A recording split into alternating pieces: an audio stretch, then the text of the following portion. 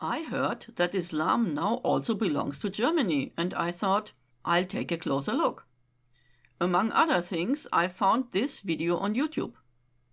Iman TV is a group of young Muslims in Austria who have taken it upon themselves to educate people about Islam. Let's listen to what this young man has to say about the question, why are women oppressed in Islam? He does not answer that question in his whole video. He only talks about the headscarf.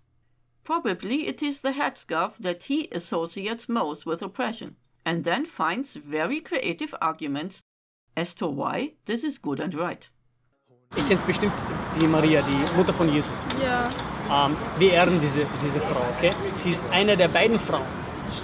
Also es wird im Koran, im kompletten Koran, 2 Frauen erwähnt. Und sie hat ein eigenes Kapitel darüber. Wir haben ein eigenes Kapitel, Surah 19, Surah Maryam, okay? He starts with Mary. By the way, the fact that a surah in the Quran is named after Mary doesn't mean anything. There are also the surahs, the cow and the ants. Du hast auch bestimmt Bilder von ihr gesehen. Ja. Mit langer Kleidung, Ja. mit Bedeckung. Ja. Stell dir vor, sie kommt hier entlang des Weges, entlang der Straße, uns entgegen. Zu welcher Religionsgemeinschaft, also zu welcher Religion würdest du denken, gehört sie? Muslime. Ja, weil Verstehst du? Das heißt, in diesem Punkt folgen unsere Frauen, unsere Frauen folgen Maria mehr als die Christen sind. This is a manipulative trick. At the beginning of the 1st century, Mary dressed exactly as it was normal in her society at the time.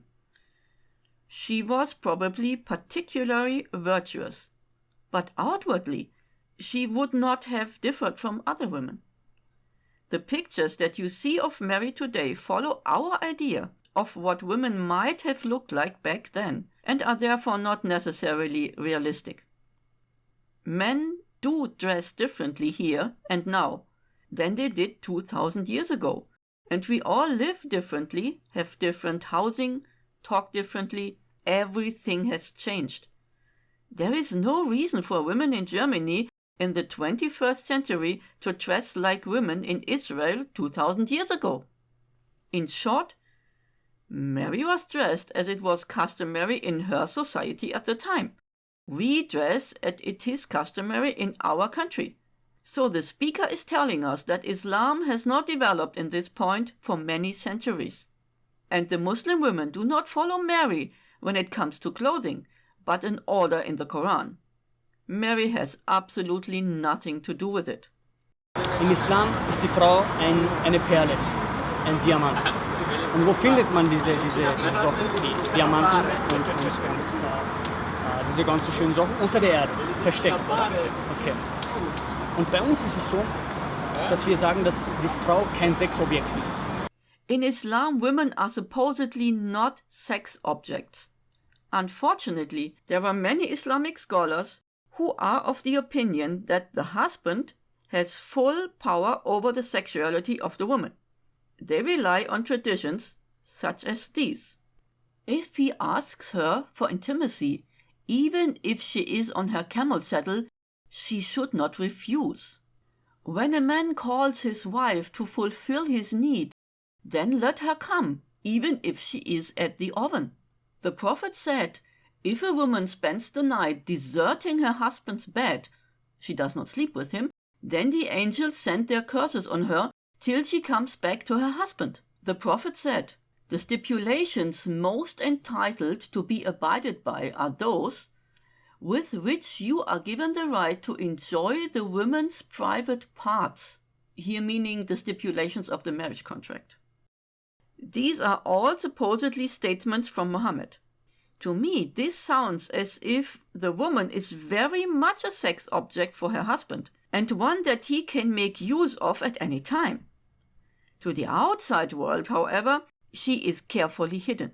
And the example with the pearls and diamonds also sounds more like women are viewed as valuable possessions and not as independent individuals. Wenn wir heute in den Werbungen sehen, dass eine Frau halbnackt auf einem Poster ist und daneben Werbung für einen Kaugummi gemacht wird, dann wird die Frau benutzt, um diesen Kaugummi zu verkaufen. Und bei uns werden die Frauen nicht benutzt. Bei uns sind Frauen Perlen. Deswegen verhüllen sie sich auch, wie eine Perle unter der Erde versteckt ist. Okay? So you will not find pearls underground. But that was probably just a slip of tongue. Well, advertising with half-naked women is also a thorn in the side of many people in the West. Das heißt, wir schützen diese Frauen. Weil quasi, schau mal, da kommen zum Beispiel zwei Schwestern. Würde irgendwer zu diesen Frauen gehen und würde sie blöd anmachen oder hey Schnicke, was geht, oder irgendwie anmachen, würde keiner machen, weil man im ersten Blick schon erkennt, das sind fromme Frauen, okay? Aber wenn jetzt einer daherkommt, halbnackt, ist die wahrscheinlich viel höher, dass sie, nein, jetzt nicht auf euch bezogen, aber die Wahrscheinlichkeit ist viel höher sogar, dass sie Opfer einer Vergewaltigung wird. Das muss euch auch klar sein. Kein Mann würde auf die Idee kommen, kein Mann würde auf die Idee kommen, so eine Dame zu vergewaltigen. Aber bei einer Dame, die schon quasi die Person einlädt mit ihren reizvollen Bekleidung, okay, ist viel mehr Opfer einer Vergewaltigung. Und da ist es so, dass wir unsere Frauen beschützen. He pretends that there are only two possibilities. You either walk around in hijab or half naked. How does he come to the conclusion that the likelihood of falling victim to sexual assault is lower with Islamic clothing? There is no proof for that. Unfortunately, there are many reports that tell us the opposite. A short Google search brings this to light very quickly. For example, on the page Step Feed. In Saudi Arabia, where the dress code is very conservative, women are harassed very often, even though they wear long robes and often cover their faces. Harassing women that are wearing headscarves is part of everyday life in Egypt, says a woman who was sexually assaulted by a family member when she was only 16. This page also provides information on the topic. The employee of a telephone hotline reports that many Muslim women call them because they have been attacked or raped. They were fully clothed, many wore a headscarf or even a face veil. You can find the links to both pages in the description. Please read it for yourself. The details are sometimes very depressing. There is also the following aspect to consider. There is this commentary under the video. The writer has doubts about the idea that women in hijab are less in danger of rape than other women. He writes, especially because most of the rapes take place in the family or circles of friends. I would recommend you to get some more information on that. Und die Frau das natürlich auch freiwillig macht, also wir zwingen keine Frauen. Ihr könnt auch gerne irgendeine Schwester fragen, die sich bedeckt. Ihr könnt einfach hingehen, einfach mal probieren und hingehen, darf ich fragen, ob sie das freiwillig machen. Fühlen sie sich unterdrückt? Of course, there are many women who wear the headscarf completely voluntarily, sometimes even against the will of their families or husbands. But he claims that there is no compulsion. None at all? In Iran and Saudi Arabia, coverage is required by law. Does anyone believe that a woman in Afghanistan, for example, has the free choice to cover herself or not? Is the speaker claiming that there are no family structures, also here in Europe, that make it impossible for women to take off their headscarves? Let's have a look at this. There is, for example, the group Faithless Hijabi. That is an unbelieving woman who wears a hijab anyway. It's about women who no longer believe in Islam at all, but have no choice than to keep it a secret and continue to wear the headscarf. A young woman writes that she and her sister both wear headscarves and pretend to be Muslimas so that they can study abroad. On the page Aktion Kinder in Gefahr, in English Action Children in Danger, we read that it actually happens in Germany that girls who do not wear a headscarf are bullied in school. Under the hashtag Free from Hijab, a woman explains that she is tired of wearing the hijab, but she continues to do so because she wants to stay alive. Women also comment on this topic with the hashtag Hijab Not a Choice. This woman writes that she was not physically forced to wear a headscarf, but she did so for fear of hellfire. Using the same hashtag, a man writes that he used to put women under pressure to wear the hijab, as did other Muslim men around him. This woman writes that the alternatives to wearing a headscarf are hellfire, ostracism, abuse and harassment.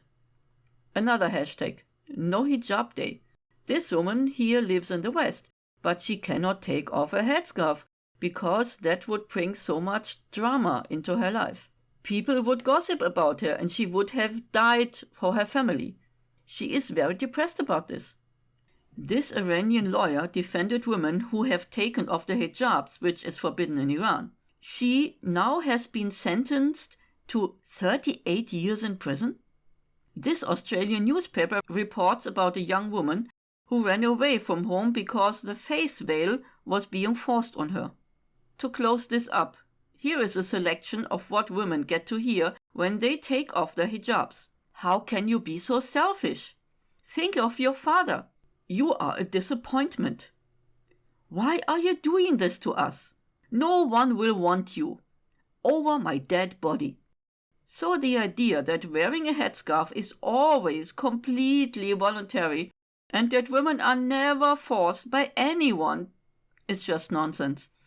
In addition, it can be assumed that most women and girls who are forced to wear the hijab will hardly have the courage to complain about it when you ask them somewhere on the street. Im Islam ist es anders, die Männer werden eher unterdrückt, weil es läuft immer ein wenig anders ab, aber... Auf Rang von mir wird seit letztes Jahr Kopftuch-Muslim. Aber es gibt ja verschiedene Muslime, oder? Weil manche haben kein Kopftuch, was ich mitgekriegt habe, und manche haben Kopftuch. Genau. Schau mal, die Bedeckung selber ist im Islam Pflicht, das sollte man machen. Okay? Das ist Pflicht, der Schöpfer hat gesagt, das ist so und das sollte man machen. Wenn aber eine Muslima keine Kopfbedeckung trägt, heißt das nicht, dass sie keine Muslima mehr ist. Sie begeht in dieser Zeit eine Sünde, ist nicht richtig, okay? Und sie sollte überlegen, irgendwann mal eins aufzusetzen. Aber es ist nicht etwas, was dich aus der Religion rauswirft. Es ist auch kein Beweis dafür, dass du nicht ins Paradies kommen wirst. Du kannst auch so ins Paradies kommen, okay? Aber dir muss klar sein, dass du eine Sünde begehst in diesem Zeitraum, okay? Und deswegen ist die Empfehlung mehr, auch was die Sicherheit und alles angeht, wie schon erwähnt mit diesen Beispielen, dass man sich auch bedeckt. Here the speaker now clearly says that a Muslim woman commits a sin if she does not wear a headscarf. This belief is widespread in Islam. We can therefore assume that many women wear a hijab out of fear of Allah's punishment, even if they are not comfortable with it at all. They fulfill a religious duty, no matter how uncomfortable it is, and especially in summer, it can be very uncomfortable. Wenn man die Mutter von Jesus, Maria, als Vorbild nimmt, denn sie war eine der besten Frauen, die auf diese Erde gegangen ist. At the end, Mary comes again. You should take her as a role model. A role model regarding what? Only clothes were picked out of all aspects of life. We should imitate her. Almost everything in Mary's life was different from our life here in Europe today. Nobody comes up with the idea that we have to do the housework in the same way as in Mary's time, or that we cannot drive cars or use mobile phones. Why should we get stuck in the 1st century when it comes to clothing? Apart from that, the speaker himself does not consider it necessary to dress as in the time of Jesus, or perhaps as his prophet was dressed. It seems that the clothing time machine that sends us 2,000 years back is only applied to women. We still don't know where women are oppressed in Islam. It has been shown, however, that discrimination against women is increasingly seen as a problem in Islam and that it causes doubts in Muslim women and men about their religion. If things go on like that, then in the end of this century, Islam will only be a shadow of itself.